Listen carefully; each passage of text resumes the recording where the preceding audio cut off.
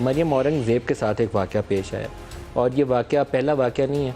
हमने Medina Munawwara में जो कुछ होते देखा था, वो उस मुक़द्दस जगह की बेहुरमती करते हुए भी ख्याल नहीं था आया कुछ बेशर्म लोगों को, मैं ये 7 लफ्ज़ इस्तेमाल करूँगा। तो किसी और जगह से तो आप उनसे कुछ भी तवक्को कर सकते हैं। एहसन इकबाल साहब के साथ भी जो कुछ हुआ वो भी आपने देख लिया। हमारी एक साथी एंकर है किरण नाज। अभी मैं ये प्रोग्राम शुरू करने लगा हूँ तो इस मसले के ऊपर मुझे बहुत शदीद दुख है और अफसोस है कि कोई बंदा कितना घटिया हो सकता है, कितना गिर सकता है। वो एक कमीनगी का भी एक मेयार होता है ना, आप किसी जगह पे ला जाके सोचते हैं कि शायद इसको शर्म आ जाएगा। ये जो सोशल मीडिया टीम्स बनाई जाती हैं ना, उनको माँ बाप की तमीज़ भुला दी जाती है। वो आप उनको सिर्फ चाबी भरते हैं कि मुखालफिन को गालियाँ कैसे निकालनी है, अब्यूज़ कैसे करना है।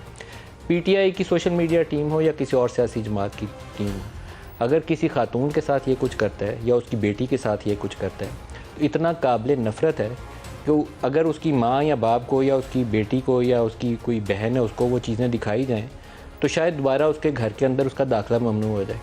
बड़े बड़े मुफक्कर बने फिरते हैं जी, नाम के साथ डॉक्टर लिखा होता है, लेकिन जो मीडिया सेल चलाते हैं इतने बेहूदगी के साथ वो चीज़ें लिखते हैं कि उनको जूते मारने चाहिए।